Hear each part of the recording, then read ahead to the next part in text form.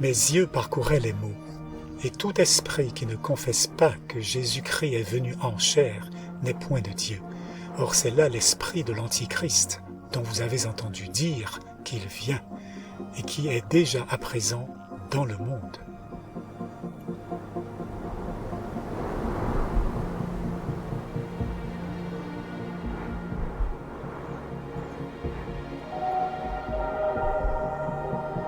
J'avais lu ce verset de nombreuses fois. Je savais que la venue de Christ en chair se référait à son incarnation, que reconnaître que Christ est venu en chair signifie reconnaître qu'il est devenu un être humain, comme nous, il y a 2000 ans. Mais là, une pensée m'a frappé. Est-ce vraiment ce que cela signifie?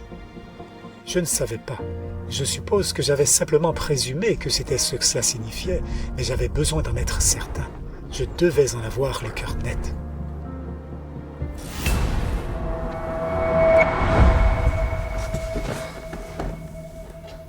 Je me suis immédiatement rendu sur le site egwritings.org dans sa version originale, car je préfère l'ancienne mise en page. Pour trouver les déclarations d'Ellen White et des pionniers concernant ce verset, j'ai recherché l'expression « venu en chair » entre guillemets, et j'ai coché la case optionnelle « Adventist Pioneer Library » afin d'inclure les écrits des pionniers dans ma recherche. 170 résultats. Je trouverai sûrement quelque chose. Finalement, je suis tombé sur une déclaration de John Loughborough. Il citait les versets du chapitre 4 de 1 Jean, puis écrivait « Notez attentivement le passage précédent. Il ne dit pas que quiconque confesse que Jésus-Christ était venu en chair, mais qu'il est venu en chair. Cela signifie qu'il vient par son esprit et demeure en nous. » J'étais stupéfait. Comment avais-je pu passer à côté de cela? Se pourrait-il que nier la venue de Christ en chair revienne à nier qu'il vient par son esprit pour vivre dans notre chair? Les implications de cette découverte tourbillonnaient dans mon esprit. Mais tout d'abord, si cela est vrai, ce devrait être précisé dans la Bible. Je devrais pouvoir le trouver dans le contexte du verset. J'ai donc repris le texte, et c'était bien là, au verset suivant. Vous, petits enfants, vous êtes de Dieu, et vous les avez vaincus, parce que celui qui est en vous est plus grand que celui qui est dans le monde.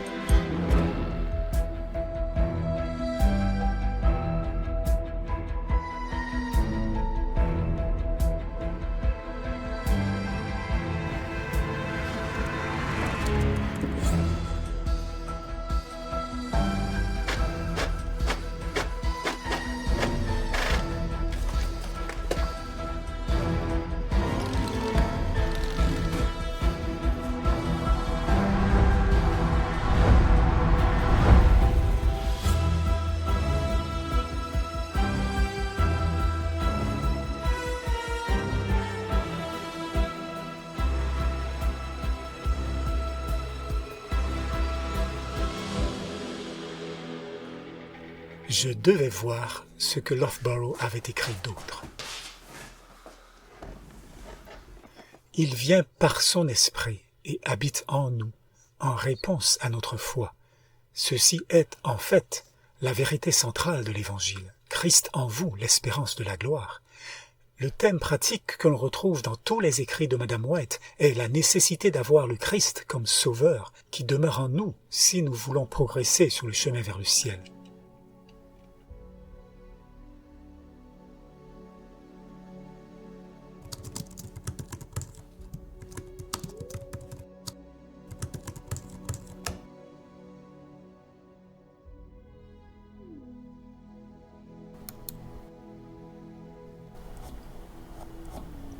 À ma grande surprise, A.T. Jones a fait exactement la même remarque. En accord avec Loughborough, il a écrit en 1895 « Qu'est-ce qui pourrait donc montrer un règne plus universel de la forme de la piété, non seulement sans la puissance, mais en niant la puissance? Car cette forme de piété niera que Jésus-Christ est venu en chair. Tout esprit qui confesse que Jésus-Christ est venu en chair est de Dieu. Tout esprit qui ne confesse pas que Jésus-Christ est venu, non pas qu'il était venu, mais qu'il est maintenant venu en ma chair, Christ en vous, l'espérance de la gloire, Christ demeurant en vous, Dieu régnant dans le royaume de Dieu qui est en vous. Voilà ce que cela signifie. Tout esprit qui ne confesse pas que Jésus-Christ est venu en chair n'est pas de Dieu, et c'est là l'esprit de l'Antichrist. Vous, petits enfants, vous êtes de Dieu, et vous les avez vaincus parce que celui qui est en vous, est plus grand que celui qui est dans le monde. Qui est-il celui qui est dans le monde? Oh, c'est le Dieu de ce monde, c'est Satan. Celui qui est en vous, le Christ, est plus grand que celui qui est dans le monde.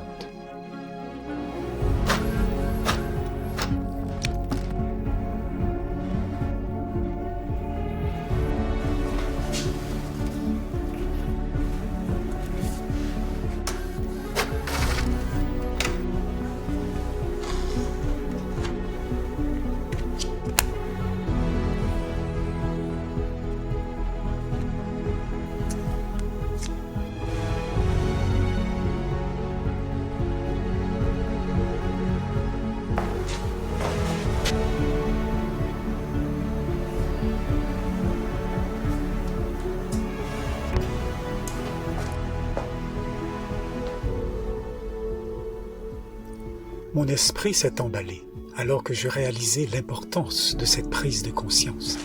Il y a 8 ans, j'avais compris que la présence du Saint-Esprit était en réalité la présence de Jésus lui-même. J'avais lu dans la Bible que le Seigneur est cet esprit et que le dernier Adam, qui est Jésus, a été fait un esprit vivifiant. J'avais lu « Dieu a envoyé dans vos cœurs l'esprit de son Fils ». Et même maintenant, Jésus expliquait que le consolateur qu'il avait promis d'envoyer était lui-même. Il dit à ses disciples, « Je prierai le Père qui vous donnera un autre consolateur. » Et Jésus dit à propos de ce consolateur, « Mais vous, vous le connaissez parce qu'il demeure avec vous et qu'il sera en vous. » Après avoir étudié attentivement ce chapitre, j'ai compris que celui dont Jésus disait « Il demeure avec vous » était lui-même, car j'ai lu au verset 25, « Je vous dis ces choses, tandis que je demeure avec vous. » C'était donc Jésus qui demeurait avec eux, et c'était donc Jésus qui serait en vous. J'ai compris que le consolateur était Jésus. C'est pourquoi il a dit « Je ne vous laisserai point sans réconfort, je viendrai à vous. » Et Jésus a dit encore « Moi en vous, et je l'aimerai et je me manifesterai à lui. » Même les disciples ont compris que le consolateur était une manifestation de Jésus, car cela a été répété dans la question posée à Jésus. « Comment se fait-il que tu te manifesteras à nous ?» Ils ont compris que cette manifestation serait Jésus venant à eux, car il leur dit « Je m'en vais et je reviens à vous. » J'avais vu que le mot grec pour consolateur est le mot paraklétos, et que ce mot n'était utilisé que 5 fois dans la Bible, toutes par Jean, y compris la dernière fois qu'il l'utilisa dans 1 Jean 2 au verset 1. Ici, il est traduit par avocat, mais il s'agit du même mot grec paraklétos, qui signifie consolateur. Et Jean donne un nom à ce consolateur, en disant « Nous avons un avocat ou un consolateur auprès du Père, Jésus-Christ le juste. »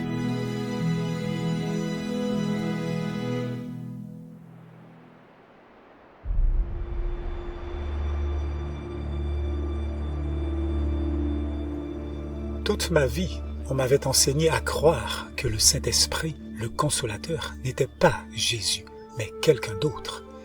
Et après avoir été induit en erreur pendant de nombreuses années en tant que chrétien, j'avais enfin retrouvé Jésus. La joie et la paix de savoir que les encouragements, le réconfort et les convictions du Saint-Esprit dont j'avais fait l'expérience pendant tant d'années n'étaient pas ceux d'un inconnu, car Jésus a dit « Vous le connaissez ». Et je le connaissais, c'était Jésus lui-même, celui qui avait marché dans la chair humaine, qui avait été touché par le sentiment de nos infirmités et qui avait été tenté en tout point comme nous le sommes, sans toutefois commettre de péché. C'est lui qui était en moi, c'est lui qui me convainquait de mes péchés et me donnait le pouvoir de les surmonter. C'est lui qui me guidait et dont je sentais la présence ardente en moi.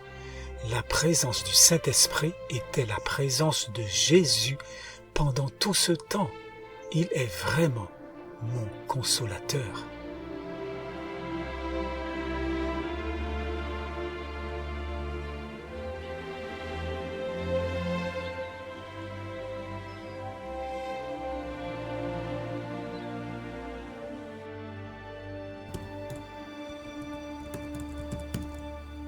C'était aussi la compréhension qu'avait Ellen White, car elle a écrit « Le Sauveur est notre consolateur, j'en ai fait l'expérience incontestable, et nous adorons Dieu pour son amour merveilleux en donnant Jésus, le consolateur. » Elle a écrit à propos de Jésus « Il est l'esprit de vérité, et l'esprit de toute vérité manifesté dans la chair, le divin Fils de Dieu. » Elle a également écrit il leur a donné le Saint-Esprit, sa présence, comme consolateur pour demeurer avec eux et les enseigner.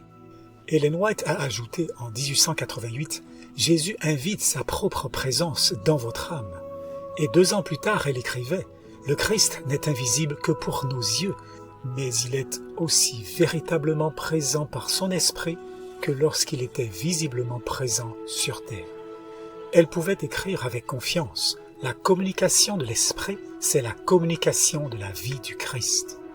Et il vient personnellement, par son Esprit, au milieu de son Église. En lisant ces mots, j'ai compris que le Saint-Esprit était la présence personnelle de Jésus dans ma vie. C'était sa présence qui influençait mes pensées et mes paroles et me donnait le pouvoir de vaincre la tentation et le péché, et de garder ses commandements. Bien que je fusse ravi de cette profonde révélation, selon laquelle les encouragements du Saint-Esprit dans ma vie étaient ceux de Jésus, j'étais également attristé de n'avoir appris cela qu'après avoir été chrétien pendant 11 ans. Puis j'ai lu dans les écrits de Sir White que c'était là le plan de Satan. La raison pour laquelle les églises sont faibles, malades et sur le point de mourir, c'est que l'ennemi a exercé une influence décourageante sur les âmes tremblantes. Il a cherché à leur cacher Jésus en tant que le consolateur, en tant que celui qui les réprimande, qui les avertit, qui les exhorte en disant « Voici le chemin, marchez-y ». Quelle joie de savoir que si je pêche, je peux me tourner vers mon consolateur et avocat, mon sauveur, qui me pardonnera et m'aidera. J'avais appris que l'Esprit lui-même, qui intercède pour nous par des soupirs inexprimables, est Jésus lui-même. Comme Paul l'écrit quelques versets plus loin, c'est Christ qui est mort, oui, plutôt qui est ressuscité, qui est même à la droite de Dieu, qui aussi fait intercession pour nous. Et Ellen White ajoute, les gémissements et les soupirs de l'Esprit sont l'expression de l'intercession de Christ en faveur de son peuple. J'ai entendu de nombreux chrétiens dire « Le Saint-Esprit doit être une personne, car il intercède pour nous avec des gémissements. » Peut-on attrister quelque chose qui n'a pas de personnalité divine et qui n'est pas une personne divine? On n'attriste pas une influence, on n'attriste pas une puissance. Mais comment ne voit-il pas que cette personne est Jésus? Il est étonnant de constater que dans toute la Bible et les écrits d'Ellen White, le Saint-Esprit est la présence de Jésus, notre Sauveur. Mais pas seulement Jésus, car Jésus a parlé du Père qui demeure en moi. Ainsi, lorsque nous recevons le Saint-Esprit, ce n'est pas seulement la présence de Jésus, mais aussi celle de son Père. Comme Jésus l'a dit à propos de ceux qui reçoivent le Consolateur, « Et nous viendrons à lui. » et nous ferons notre demeure chez lui. W. Prescott l'a résumé en disant « La présence du Père et du Fils nous est accordée par l'Esprit, qui demeure en nous dans la venue du Consolateur. »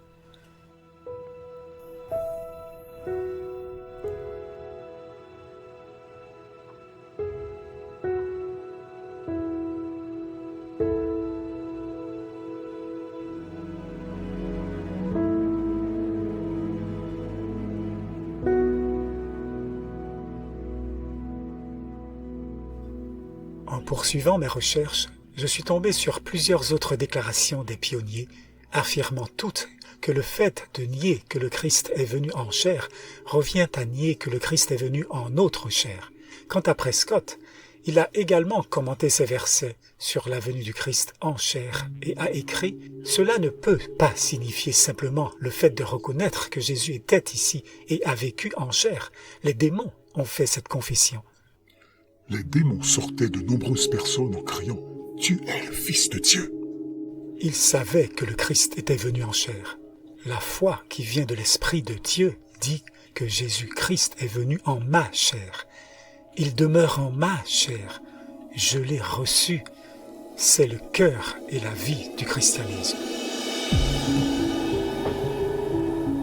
Pour approfondir ce point, il souligne en 1895 « Ce n'est pas tous ceux qui confessent que Jésus-Christ était venu en chair, mais celui qui confesse maintenant que Jésus-Christ est venu en sa propre chair. » Mais vous dites que cela ne peut pas signifier cela. Examinons cela un instant. Tout esprit qui fait cela est de Dieu. Or, lorsque Jésus-Christ était ici en chair, chaque fois que les démons le rencontraient, ils le reconnaissaient comme Jésus-Christ en chair. Ils disaient « Nous savons qui tu es, le Saint de Dieu. » Était-il de Dieu? Est-ce que cela correspond à cette idée de dire que tous ceux qui confessent que Jésus-Christ est venu confessent qu'il était venu? Les démons confessent exactement cela. Et c'est précisément ce genre de foi qui est imposé aux gens aujourd'hui. Les démons croient et tremblent, mais ils ne croient pas pour la justice. Et croire pour la justice, c'est l'Évangile, c'est Christ en vous, l'espérance de la gloire. Et quiconque confesse que Christ est venu en chair est celui qui confesse que Jésus-Christ est en lui, l'espérance de la gloire. Cet esprit est de Dieu. Tout esprit qui ne confesse pas que Jésus-Christ est venu en chair n'est pas de Dieu. Et c'est cet esprit de l'Antichrist. Et peu importe où vous le rencontrez, ou quand vous le rencontrez, tout esprit qui ne confesse pas que Jésus-Christ est venu en chair est un opposant. Il est l'Antichrist et il est de l'esprit qui s'oppose. Et c'est l'essence même de l'Antichrist que de nier ce fait qui est en premier lieu le fondement général du christianisme et en second lieu la vie et le tout en tout du christianisme de l'individu même, à savoir que le Christ est venu en sa propre chair et que Jésus-Christ est en lui l'espérance de la gloire. E.J. Wagner comprenait également le sens de cette écriture. Il écrivait en 1893 dans le magazine périodique Present Truth que tout esprit qui confesse que Jésus-Christ est venu en chair est de Dieu, et tout esprit qui ne confesse pas que Jésus-Christ est venu en chair n'est pas de Dieu. Notez à nouveau le temps présent du verbe être. Il ne suffit pas de confesser que Jésus-Christ était venu en chair. Cela n'apportera le salut à personne. Nous devons confesser à partir d'une connaissance certaine que Jésus est venu maintenant même en chair, et alors nous sommes de Dieu. Christ est venu en chair il y a 1800 ans dans le seul but de démontrer cette possibilité. Ce qu'il a fait une fois, il est capable de le refaire. Celui qui nie la possibilité de sa venue en la chair des hommes maintenant, nie ainsi la possibilité qu'il soit jamais venu en chair.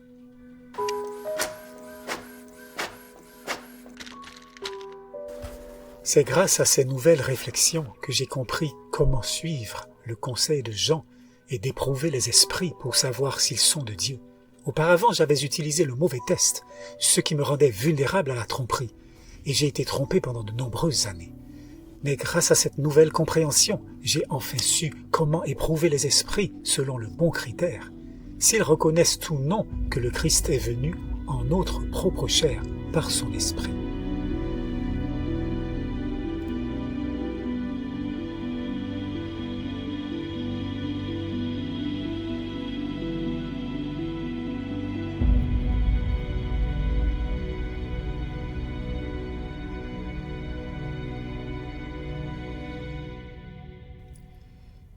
Imaginez donc ma surprise lorsque je suis tombé sur 2 Corinthiens 13, verset 5, qui nous invite à appliquer le même test à nous-mêmes pour examiner si nous sommes dans la foi.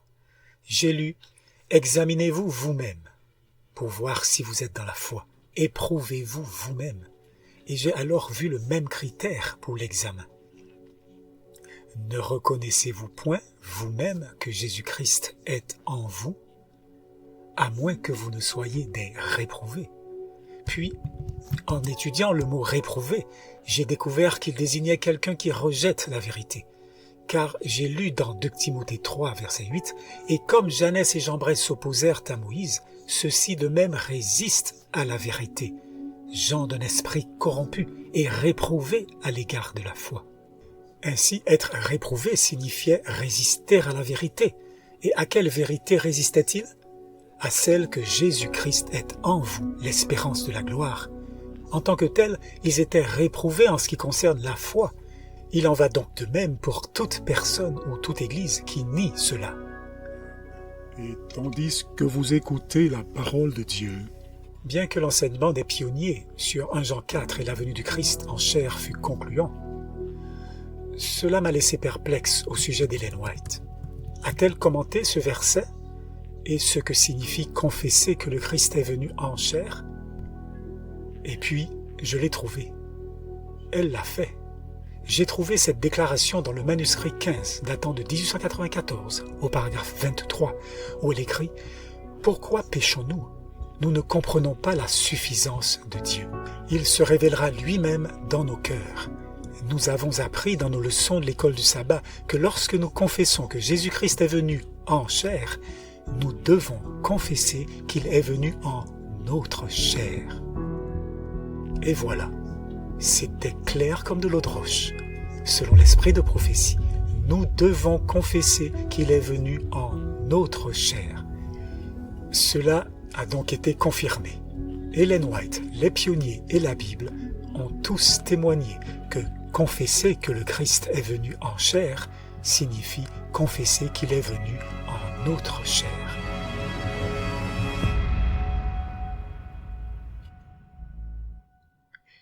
En appliquant ces révélations à notre époque, je me suis rendu compte que la raison pour laquelle beaucoup de gens nient la possibilité que Christ vienne en notre chair est qu'ils croient que Jésus est coincé dans le sanctuaire céleste, incapable d'être présent partout parce qu'il a pris sur lui notre nature humaine.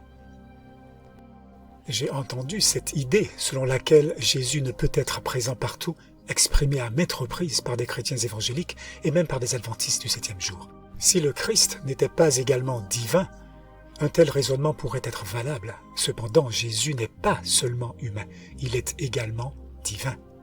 Et il m'a semblé logique que même si Jésus est physiquement dans le sanctuaire céleste, il est toujours capable, grâce aux capacités de sa nature divine, de demeurer simultanément avec son peuple ici sur terre. Ellen White a écrit à ce sujet « Le Christ vient dans sa nature divine ». Elle précise « Tandis que Jésus officie là-haut dans le sanctuaire, il continue d'exercer par son esprit un ministère en faveur de l'Église sur terre. Bien que caché à notre vue, il tient la promesse faite au moment de son départ « Voici, je suis avec vous tous les jours jusqu'à la fin du monde ». C'est ainsi que Jésus-Christ peut être à la fois au ciel et présent en son peuple. Sa personne ou sa forme humaine est au ciel, mais par sa nature divine, il est tout aussi présent parmi nous aujourd'hui par son esprit que lorsqu'il marchait sur la terre. Ellen White a souligné ce point en 1890 lorsqu'elle a écrit « Le Christ n'est invisible que pour nos yeux, mais il est aussi véritablement présent par son esprit que lorsqu'il était visiblement présent sur terre.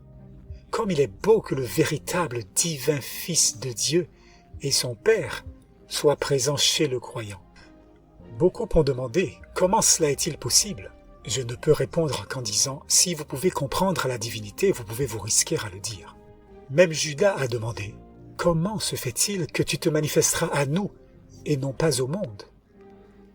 Tout ce que nous pouvons dire avec certitude, c'est que il demeure en nous par l'Esprit qu'il nous a donné.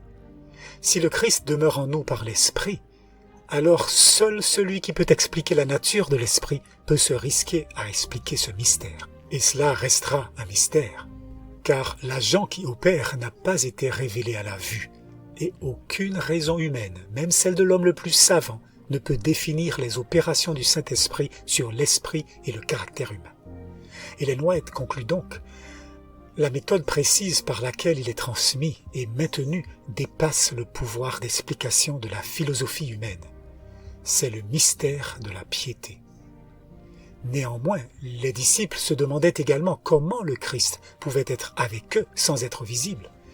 Le fait que le Christ puisse se manifester à eux tout en restant invisible au monde était un mystère pour les disciples. Ils ne pouvaient pas comprendre les paroles du Christ dans leur sens spirituel. Ils pensaient à la manifestation visible extérieure. Ils ne pouvaient pas admettre le fait qu'ils pouvaient avoir la présence du Christ avec eux et qu'il soit en même temps invisible au monde. Ils ne comprenaient pas la signification d'une manifestation spirituelle. J'ai donc trouvé que le fait de considérer le Consolateur, le Saint-Esprit, comme une manifestation spirituelle de la présence du Christ était une bonne façon de voir les choses. Ellen White a donné une idée de l'omniprésence du Christ, en soulignant les différences entre la nature humaine et la nature divine du Christ. Elle a écrit « Encombré par son humanité, le Christ ne pouvait être présent en personne partout. Il était donc tout à leur avantage qu'il les quitte, qu'il aille vers son Père et qu'il envoie le Saint-Esprit pour être son successeur sur terre. » Elle affirme ici que la nature humaine de Jésus ne lui permettait pas d'être présent partout en personne. Cela est logique, car nous savons qu'en tant qu'être humain, nous n'en sommes pas capables. Mais Ellen White poursuit en expliquant comment Jésus peut néanmoins être présent partout. Toujours à propos du Christ, elle ajoute « Le Saint-Esprit est lui-même », c'est-à-dire que le Saint-Esprit est Jésus. Mais le Saint-Esprit est Jésus dépouillé de sa personnalité humaine et indépendant de celle-ci. Ainsi, le Saint-Esprit est toujours Jésus lui-même, mais c'est Jésus dépouillé de sa forme humaine ou indépendant de celle-ci. C'est pourquoi elle ajoute que de cette manière seulement, il se représenterait comme présent en tout lieu par son esprit, en tant que l'omniprésent. E.J. Waggoner a qualifié l'esprit du Christ de sa propre présence personnelle et a ajouté que par l'esprit, il peut demeurer en chaque homme sur terre, si l'homme le lui permet, et que c'était là une chose que Jésus dans sa chair ne pouvait pas faire.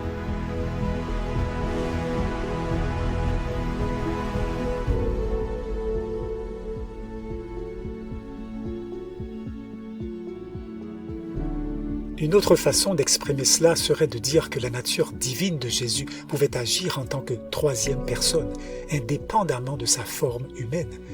Et c'est exactement ce que Sir White voulait dire lorsqu'elle faisait référence à la puissante action de la troisième personne de la divinité.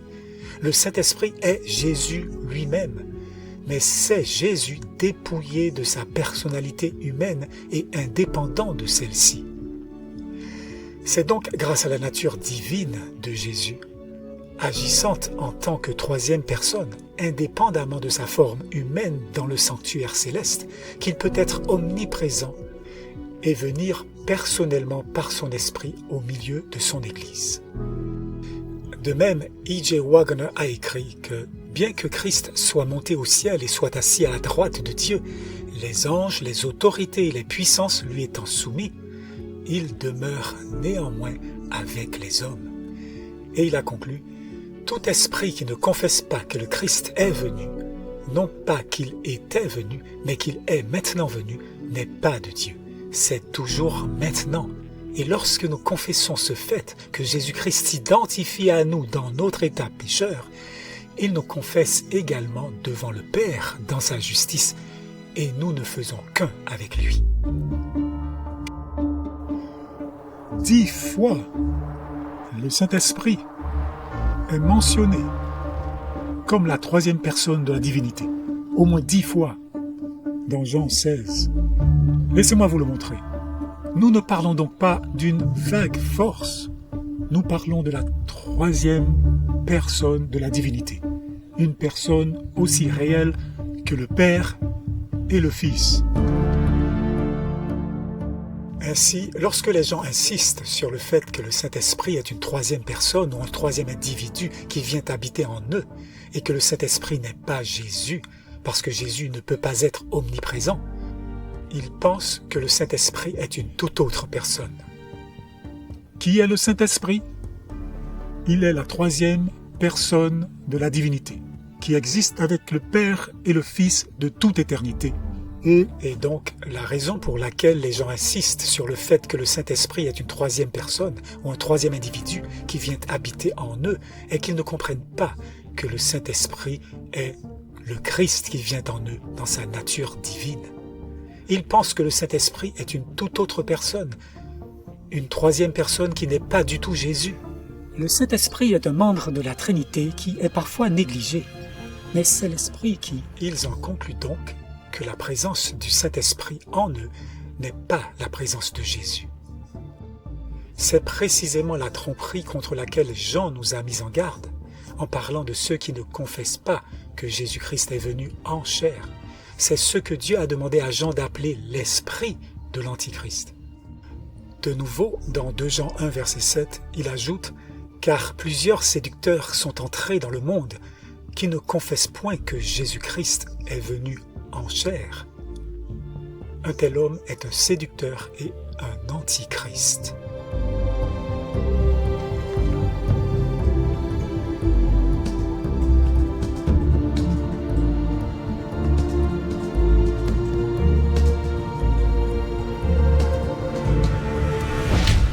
Le concept du Saint-Esprit en tant que troisième personne distincte du Père et du Fils a été consolidé lors du concile de Constantinople en 381. Et bien que l'idée d'un esprit de Dieu soit présente dans l'Ancien Testament, la doctrine formelle du Saint-Esprit en tant que personne divine distincte au sein de la Trinité a été développée au IVe siècle. Et lorsque nous regardons en arrière vers les agissements de l'Antichrist au IVe siècle, lors du concile de Constantinople, nous pouvons vérifier ce fait. C'est ici, en 381 après Jésus-Christ, que l'Église catholique a ajouté une nouvelle doctrine qui définissait la nature du Saint-Esprit comme une troisième personne divine, en disant, je cite, « Le Saint-Esprit, le Seigneur est la source de la vie, qui procède du Père, qui, avec le Père et le Fils, est adoré et glorifié. » Wikipédia ajoute dans la phrase suivante, « La doctrine de la divinité et de la personnalité du Saint-Esprit a été développée par Athanase au cours des dernières décennies de sa vie. » Et qui était Athanase? Athanase d'Alexandrie était un évêque de ce qui allait devenir l'Église catholique. En fait, Athanase est considéré comme l'un des 4 grands docteurs orientaux de l'Église catholique et était vénéré comme un saint dans l'Église catholique. Il est considéré comme un père de l'Église et le principal défenseur du trinitarisme. Il s'agit de la doctrine parmi toutes les doctrines qui nient que le Christ soit venu en notre chair, en enseignant à l'ensemble du monde chrétien que le Saint-Esprit n'est pas Jésus qui demeure en nous, mais plutôt une autre personne à part entière.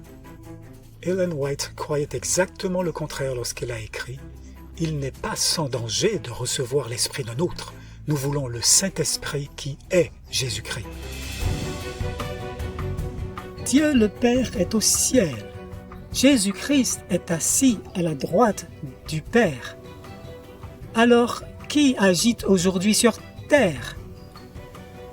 La troisième personne de la divinité, Dieu, le Saint-Esprit.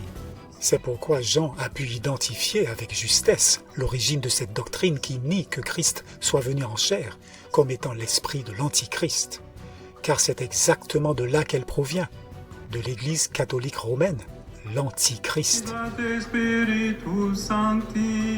Aujourd'hui, le monde chrétien tout entier a bu de ce vin, cette doctrine corrompue et pervertie du Saint-Esprit. Il n'est pas une chose. J'entends les gens dire « je la veux ». Il est une personne. Même l'Église adventiste du 7e jour. Cependant, l'Église adventiste n'a adopté officiellement cette doctrine qu'en 1980, lorsqu'elle a enchâssé la doctrine de la Trinité dans ses croyances fondamentales, où elle identifie le Saint-Esprit comme l'une des personnes coéternelles à l'instar des catholiques. J'ai été un peu surpris de voir qu'ils ont fait cette affirmation sans vergogne lorsque l'Institut de recherche biblique de la Conférence générale a affirmé avec audace: en ce qui concerne leur doctrine de Dieu, les adventistes du 7e jour sont en harmonie avec les grandes déclarations de foi de la chrétienté, y compris le credo des apôtres à Nicée en 325, et la définition supplémentaire de la foi concernant le Saint-Esprit telle qu'elle a été formulée à Constantinople en 381. J'ai été surpris de voir l'Église adventiste admettre ainsi qu'elle était en harmonie avec la formulation de la doctrine de Dieu telle qu'établie lors de ses conciles catholiques. Dans un document intitulé « Tant en commun », document d'intérêt dans les conversations entre le Conseil œcuménique des Églises et l'Église adventiste du 7e jour, ils n'étaient pas ambigus quant aux points qu'ils ont en commun. Ils ont écrit « Les Églises membres du Conseil œcuménique des Églises et les adventistes du 7e jour sont d'accord sur les articles fondamentaux de la foi chrétienne tels qu'ils sont énoncés dans les 3 anciens symboles de l'Église, l'apostolicum, le nicéno-constantinopolitum et l'athanasium. Par conséquent, les adventistes du 7e jour et le Conseil œcuménique des Églises sont d'accord sur la doctrine du Saint-Esprit formulée lors des conciles de Nicée et de Constantinople, où le Saint-Esprit a été déclaré être une personne à part entière, au même titre que le Père et le Fils. Nous avons l'expression l'Esprit éternel. Il est le co-éternel avec Dieu le Père et Dieu le Fils. Comment pouvais-je donc ne pas en avoir le cœur brisé en voyant l'Église que Dieu a établie adopter comme croyance fondamentale exactement la même position?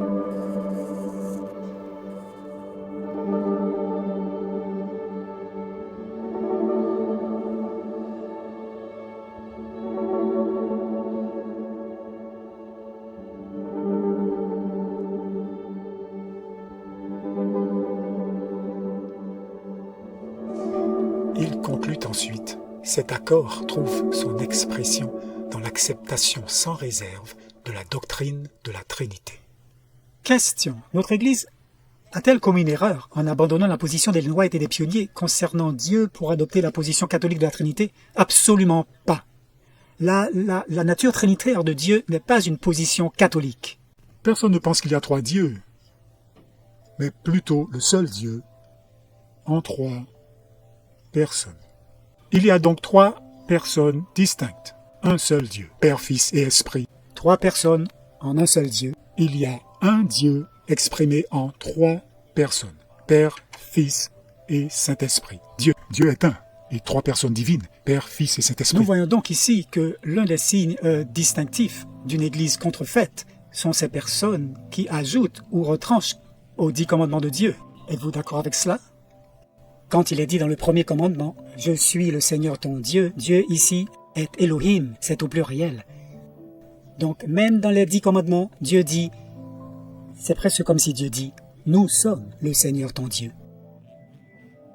Êtes-vous d'accord avec cela? Que pouvais-je donc logiquement conclure? Si ce n'est que lorsque les adventistes ont officiellement adopté la doctrine de la Trinité en 1980, l'esprit de l'Antichrist est devenu l'esprit de l'Église adventiste du 7e jour. Aurais-je donc dû être surpris que le premier magazine publié à la Conférence générale de 1980 annonçait en couverture le thème de la Conférence générale, par son esprit.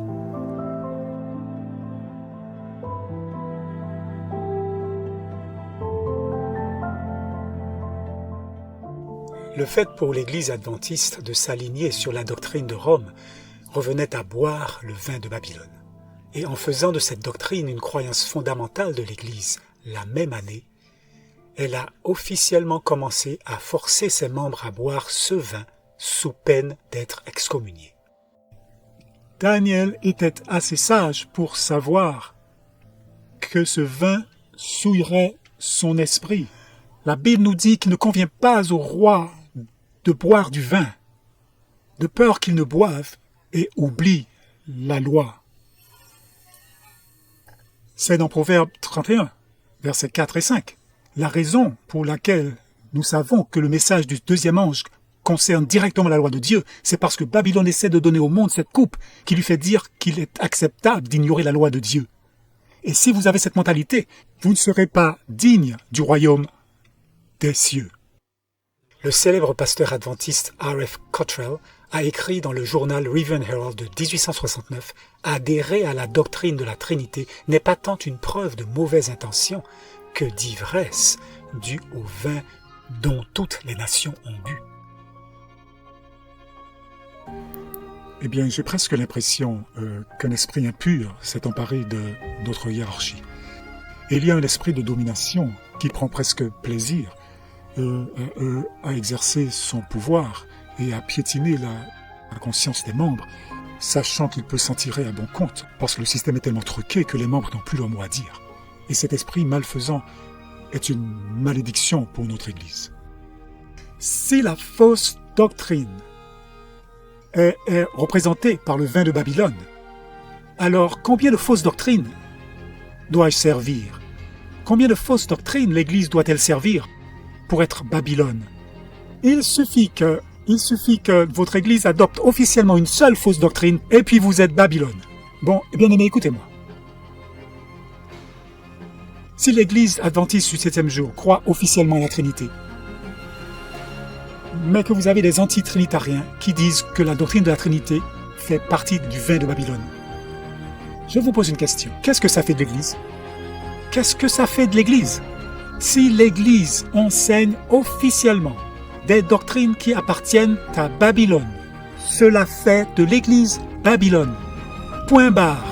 Et la Bible dit que Dieu ordonne « Sortez de Babylone ». Non, vous ne pouvez pas y rester et la réformer de l'intérieur. Si l'Église est Babylone, Babylone ne peut pas être réformée. Vous devez donc en sortir. Dieu le Saint-Esprit, le troisième membre de la divinité. Ce n'est pas parce que vous étiez un pionnier que vous étiez infaillible.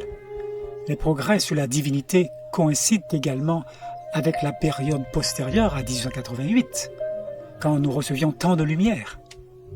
Le fait que l'Église adventiste d'aujourd'hui, ainsi que l'ensemble de la chrétienté, abrite l'esprit de l'Antichrist et un enseignement qui nie que Christ est venu en chair, n'est pas une chose que je peux prendre à la légère. Satan a volé Jésus au peuple et celui-ci ne le sait même pas. Qui le leur dira? Qui leur dira que leur consolateur est Jésus? Le sort des âmes est en jeu, y compris la mienne et la vôtre.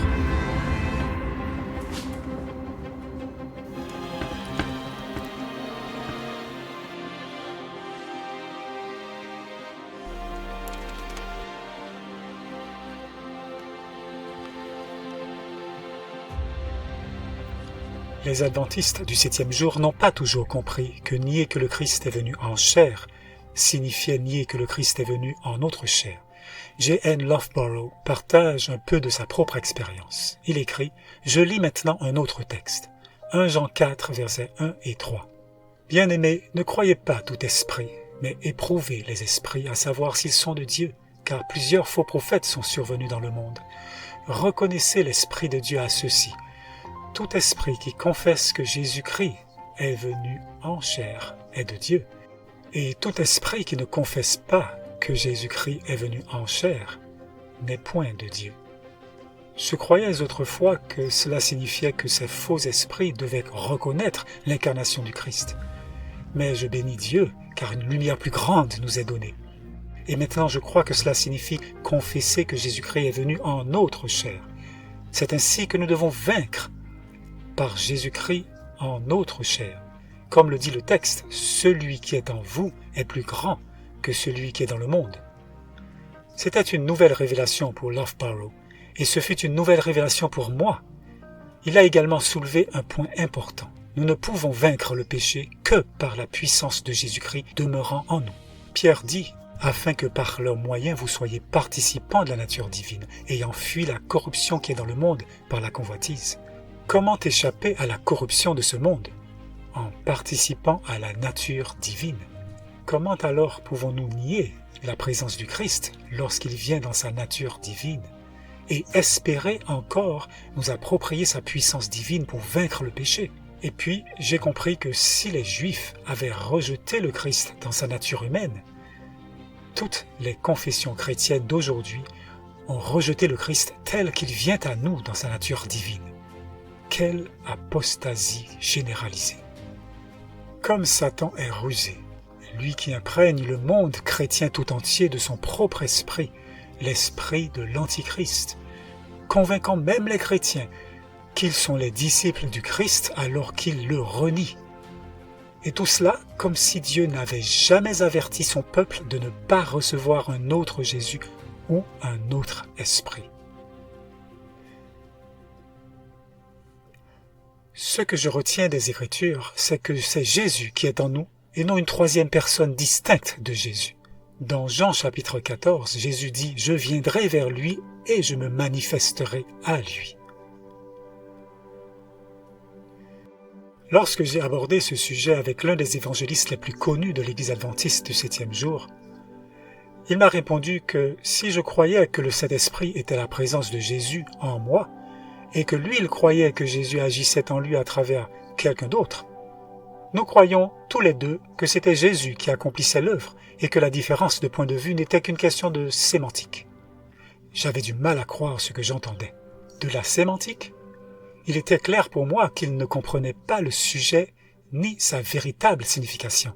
Et à vrai dire, à ce moment-là, Dieu avait encore beaucoup à m'apprendre. Et c'est ce qu'il fit. Quelques années plus tard, en me montrant que la présence du Christ en nous est liée à la réception de la justice du Christ par laquelle nous sommes sauvés.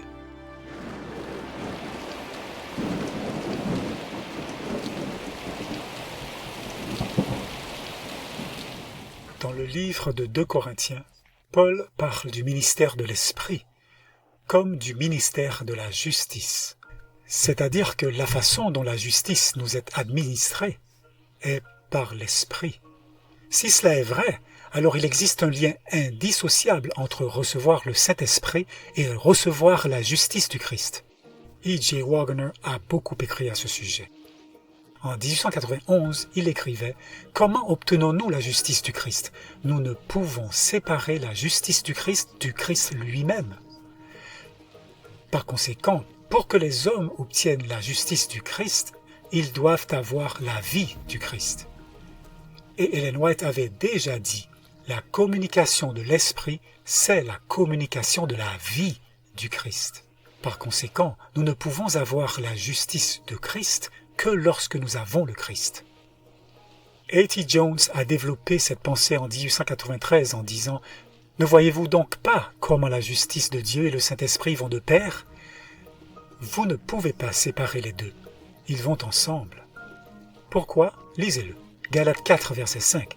Il est venu pour racheter ceux qui étaient sous la loi, afin que nous reçussions l'adoption comme fils. Et parce que vous êtes fils, Dieu a envoyé dans vos cœurs l'esprit de son Fils. Et il conclut. Alors je vous le dis, ne voyez-vous pas qu'il est impossible de séparer la justice de Dieu et le Saint-Esprit ? E.J. Wagner a écrit que la possession de l'Esprit montre que nous avons droit à l'héritage, car l'Esprit apporte la justice. Et dans son livre Glad Tidings, il a écrit « Quelle est la justice que l'Esprit apporte ? C'est la justice de la loi. » Et A.T. Jones était d'accord lorsqu'il disait « Le seul fondement de notre espoir réside dans la justice du Christ qui nous est imputée, et dans celle qui est opérée en nous par son Saint-Esprit. »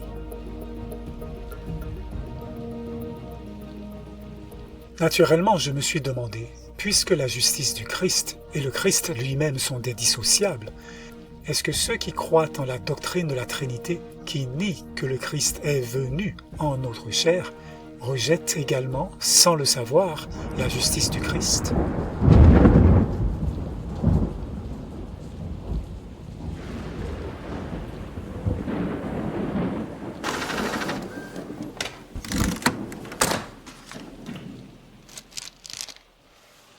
Ellen White a écrit, grâce à l'œuvre du Saint-Esprit, la sanctification de la vérité, le croyant devient apte à entrer dans les cours célestes, car le Christ œuvre en nous, et sa justice est sur nous. C'était donc, à nouveau, grâce à l'œuvre du Saint-Esprit. La justice du Christ est sur nous. Ce n'était pas une simple question de sémantique. Il est impératif de recevoir la justice du Christ pour être sauvé. Et si la justice du Christ ne peut être séparée de lui-même, alors en rejetant la présence du Saint-Esprit en nous comme étant la présence du Christ, j'ai réalisé que la plupart des chrétiens rejetaient la justice du Christ.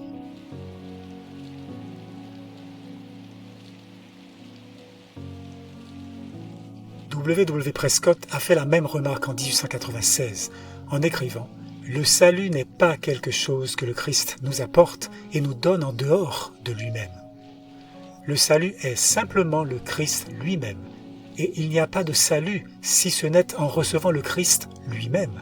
Nous n'avons le salut que si nous avons le Christ. Nous sommes sauvés dans la mesure où nous avons le Sauveur, et c'est parce qu'il vient de cette manière et demeure en nous que nous avons le salut. La justice ne peut être reçue en dehors de lui. Et nous avons autant de justice que nous avons du Christ, et pas plus. À moins que ce ne soit le Christ qui demeure en nous, le Sauveur qui est en nous, il n'y a pas de justice en nous. Nous ne pouvons séparer aucune de ces choses du Christ lui-même.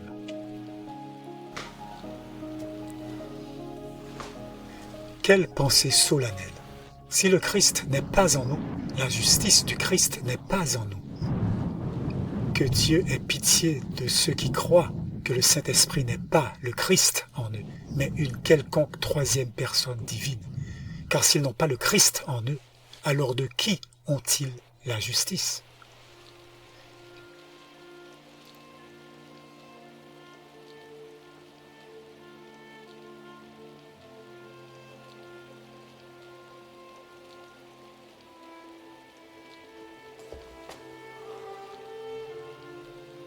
L'autre messager de 1888, A.T. Jones, a écrit « Nous recevons la promesse de l'Esprit par la foi.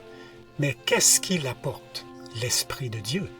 Et lorsque nous avons cela, le Christ demeure dans notre cœur. Alors c'est le Saint-Esprit qui apporte la présence personnelle de Jésus-Christ.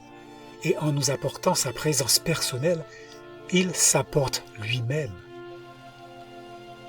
Et puis A.T. Jones a conclu. C'est ce que nous devons avoir pour avoir la présence du Christ, pour avoir la justice du Christ, afin de recevoir la pluie de l'arrière-saison, afin de faire retentir le grand cri. J'avais entendu l'expression « la justification par la foi » à maintes reprises dans l'Église adventiste.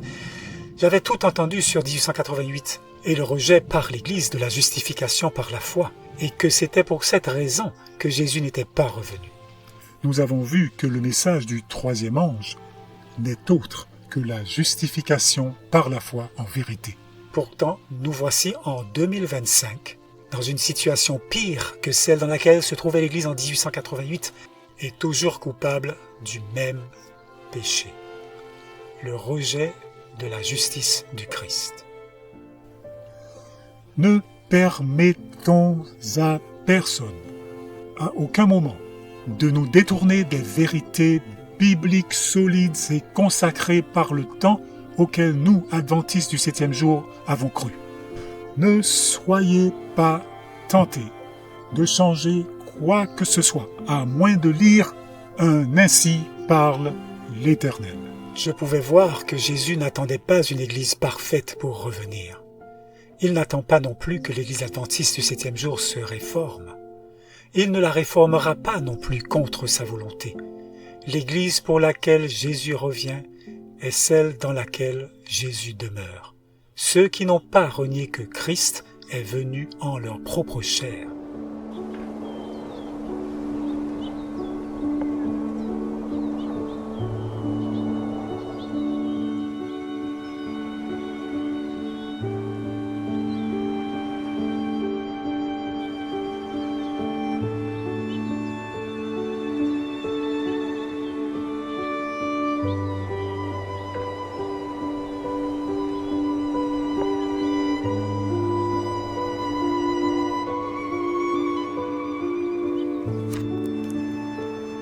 À l'église de Laodicée, il dit « Voici, je me tiens à la porte et je frappe. Si quelqu'un entend ma voix et m'ouvre la porte, j'entrerai chez lui, et je souperai avec lui et lui avec moi. » Jésus veut entrer en toute personne qui entend sa voix. Il frappe au cœur des individus par son esprit. Mais pourquoi est-il à l'extérieur? Pourquoi l'église de Laodicée ne le laisse-t-elle pas entrer? J'ai entendu des pasteurs se vanter d'être l'église de Laodicée. Mais sont-ils si aveugles qu'ils ne comprennent pas que l'église de Laodicée est perdue, à moins qu'elle ne se repente et ne laisse entrer Jésus? « Je te vomirai de ma bouche », a dit Jésus.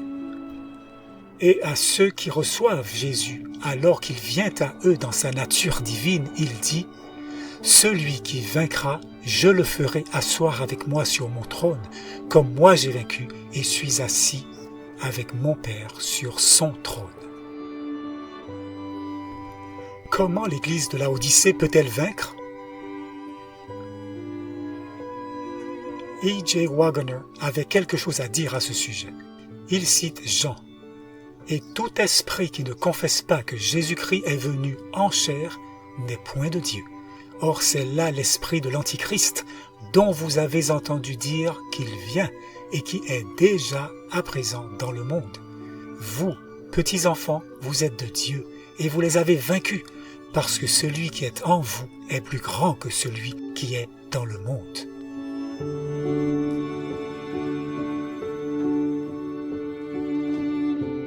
Alors, Waggoner conclut, « Nous ne vainquons l'Antichrist qu'en ayant le Christ en nous. »